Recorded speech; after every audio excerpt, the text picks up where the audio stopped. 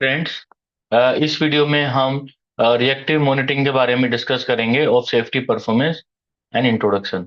तो reactive monitoring क्या होता है? ये system of monitoring that measure the failure. वो फेलियर को मेजर करता है of the standard of the performance of health and safety after the accident. तो ये चीज हमें बिल्कुल क्लियर होनी चाहिए कि यदि कोई भी हमारा सिस्टम है, तो सिस्टम के अंदर कोई भी हमारा काम चल रहा है, तो काम चल रहा है तो वहां तक हमारा क्या है? Active monitoring. ठीक है, जिसको हम लोगों ने पहले वीडियो में शेयर किया है, एक्टिव मॉनिटरिंग, या उसको प्रोएक्टिव मॉनिटरिंग भी हम लोग बोल देते हैं। यस। एंड जब हमारा एक्सीडेंट हो गया, तो ये एक्सीडेंट वाला जो पार्ट है किसी को मालूम नहीं है, जैसे कि हम लोगों ने डिस्कस किया।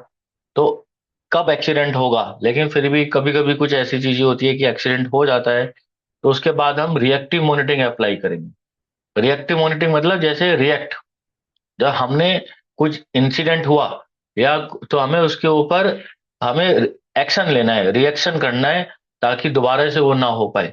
तो ये रिएक्टिव मॉनिटरिंग का पार्ट होता है। ये system of monitoring that measure the failure standard performance of health and safety after the accident और इंसिडेंट।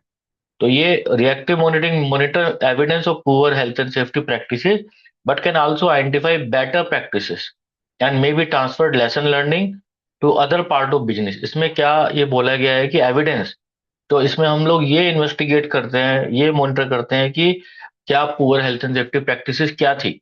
उसके वो बहुत सारे रीजन हो सकते हैं कि safe system of work follow नहीं किया, वर्कर ने अनसेफ बिहेवियर किया, या मैनेजमेंट ने ट्रेनिंग देना वो इंश्योर नहीं किया, या सुपरवाइजर वहां पे नहीं था।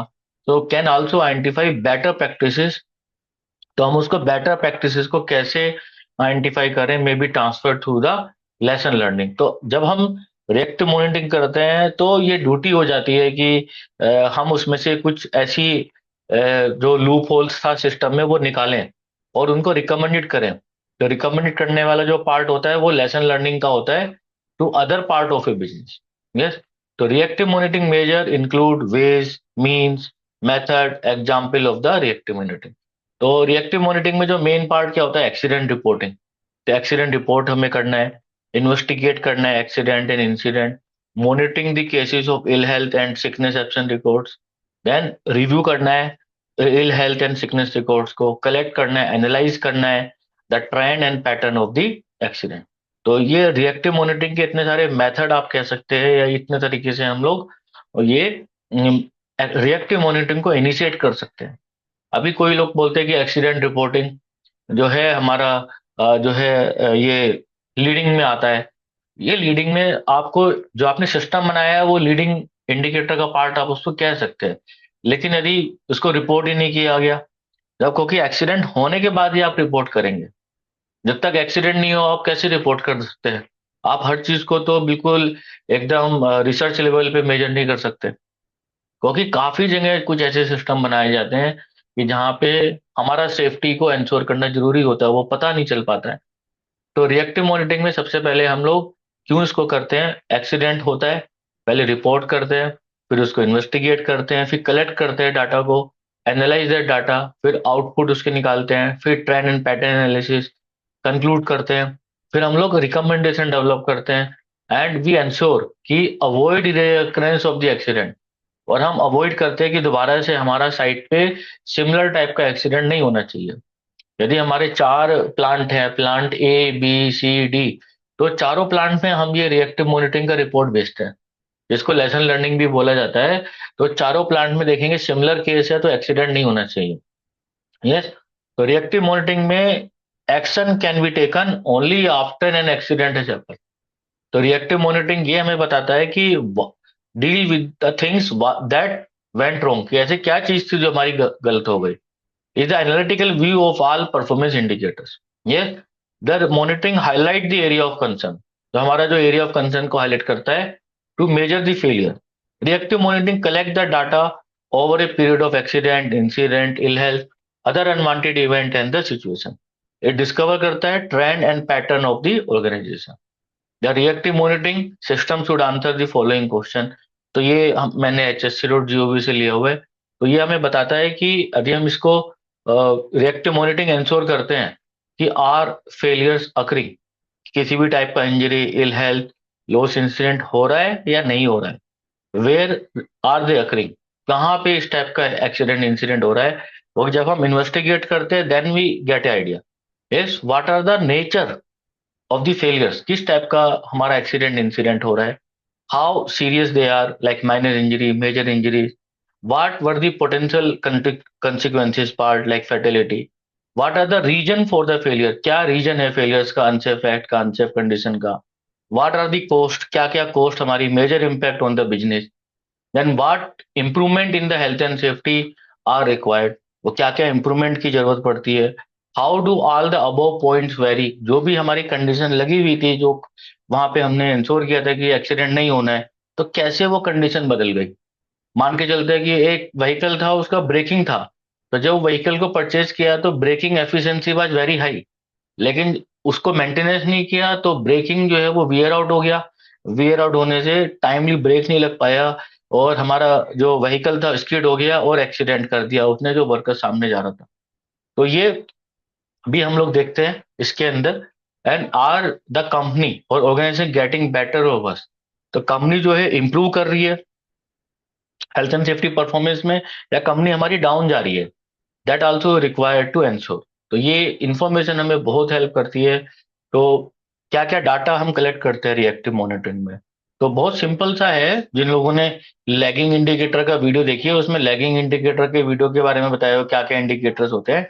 तो जो भी हमारा नेगेटिव या लैगिंग इंडिकेटर्स होते हैं, तो हम उसमें सारा reporting recording of investigation of incident rate, कि क्या एक्सीडेंट इंसिडेंट रेट है, उसको हम लोग एनालाइज करते हैं, कलेक्ट करते हैं कि क्या एक्सीडेंट हुआ, इंसिडेंट हुआ, और उसको जो है एनालाइज करते हैं कि ये क्यों हो गया दोबारा से, कि पहले वाले को तो कोई सेम रीजन नहीं था या ये डिफरेंट वाला है।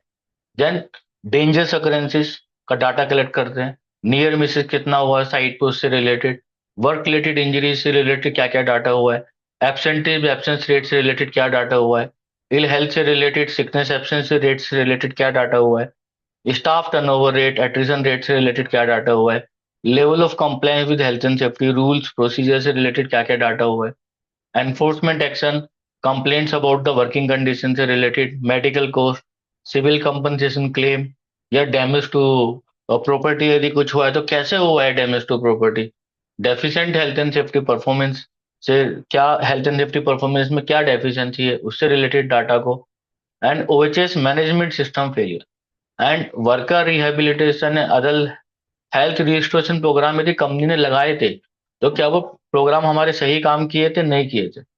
तो ये जो हमारा इंफॉर्मेशन है, हम ये सारा और भी लैगिंग इंडिकेटर वाला वीडियो देखिएगा, वहां पे मैंने और भी लैगिंग इंडिकेटर्स के बारे में और जो डाटा हमारा रिएक्टिव मॉनिटरिंग में यूज करते हैं वो यहाँ पे आपको मिलेगा। यस। तो यहाँ पे जो मेन जो पार्ट है, एक क्वेश्चन ये भी बहुत कॉमनली हमें अपने मैनेजमेंट को कन्वे करना चाहिए और सबको मालूम होना चाहिए, which safety monitoring is more costly compare to active monitoring and the reactive monitoring in relation to occupational health and safety. So reactive safety measure can be more costly in the long term. Yes, this is why, because reactive measure involving the following consequences along with the accident incident. तो जो हम लोग पहले active monitoring हमें करनी चाहिए, तो मान लीजिए कोई मैनेजमेंट है वो ये बोलेगा कि नहीं आज तक हमारे यहाँ कोई एक्सीडेंट नहीं हुआ, then why we should do this the active monitoring part, हमारे यहाँ सब कुछ स्मूथ से चल रहा है, हमें यहाँ कोई भी किसी भी टाइप का एक्सीडेंट नहीं हो रहा है, तो क्या हमें तभी भी हमें एक्टिव मॉनिटरिंग करनी चाहिए, तो उसका आंसर है यस। क्यों करनी चाहिए, कंटिन्यूस इंप्रूवमेंट, क्योंकि आज एक हमने मशीन परचेज किया, यदि उसमें कोई वियर टियर होता है तो कल उसके अंदर कोई भी डेफिशिएंसी डेवलप हो सकता है। मान के चलते कि आज यंग पर्सन को हमने रिक्रूट किया है, तो 20 ईयर्स के बाद हो सकता है कि उसको बॉडी में कुछ वीकनेस आ जाए, या कभी भी वीकनेस आ सकती है, डिहाइड्रेशन हो जाए, तो वो वहां पे हमें उसकी हेल्थ एंड सेफ्टी को हेल्थ सर्विलेंस करके इंश्योर करना है। तो ये हमारा जो एक्टिव मॉनिटरिंग जो पार्ट है ये बहुत जरूरी है। लेकिन यदि हमने नहीं किया तो रिएक्टिव जो मॉनिटरिंग सिस्टम है ये हमारा बहुत डिजास्टर है हमारी कंपनी के लिए। जैसे फाइनेंशियल लॉसेस के बारे में डिस्कस किया हुआ है, तो कंपनी को डायरेक्ट इनडायरेक्ट लॉसेस होगा, कंपनी क्लोज भी हो सकती है। जैसे हमने भोपाल के स्टेजी में देखा कि यदि हमने सेफ्टी इंस्पेक्शन नहीं कर रहे हैं टाइम से, और वहां पे गैस लीक हो गया, रिलीज हो गया and then lead to the disaster. Then company का जो रेपुटेशन है और cumulative business loss to the organisation, compensation claims and the legal fines वहां पे बढ़ जाएंगे, पेनल्टी बढ़ जाएगी, कंपनसेशन बहुत देना पड़ेगा, इंश्योरेंस प्रीमियम वहां पे बढ़ जाएगा, एक्स्ट्रा टाइम फॉर इन्वेस्टिगेशन में हमारा एडमिनिस्ट्रेटिव टाइम वेस्ट होगा, टॉप मैनेजमेंट का, जो पीपल इन्वॉल्व हैं उनका। देन स्टेक होल्डर डिससेटिस्फेक्शन, क्योंकि काम का स्पीड स्लो हो जाएगा ड्यू टू एक्सीडेंट और इन्वेस्टिगेशन, तो जो भी हमारे कस्टमर हैं, क्लाइंट्स हैं, उनका डिससेटिस्फेक्शन लेवल भी बढ़ जाएगा। एंड जो वर्कर का मोरल है उसकी प्रोडक्टिविटी पे भी इम्पैक्ट आएगा, और उसको भी जो कंपनी के अंदर ट्रस्ट है वो कम हो जाएगा कि कंपनी सेफ्टी प्रोवाइड नहीं करवा रही है। तो they are the various consequences are there. इसलिए हमें हमेशा जो है एक्टिव मॉनिटरिंग को प्रमोट करना चाहिए, एंड हमें वेट नहीं करना चाहिए कि हमारा एक्सीडेंट होगा तब हम सारी चीजें इम्प्लीमेंट करेंगे। तो इसलिए जो active monitoring is a number one method to prevent any accident incident part. Reactive monitoring justifiable नहीं है। एक्टिव मॉनिटरिंग को हम आसानी से कम खर्चा करके compare to reactive monitoring implement कर सकते हैं और साइट को सेव कर सकते हैं। यदि आपका रिएक्टिव मॉनिटरिंग से रिलेटेड कोई भी क्वेरी या क्वेश्चन है तो आप प्लीज कमेंट कीजिए। और इस वीडियो को देखने के लिए thank you. Please like, subscribe and share this video to others.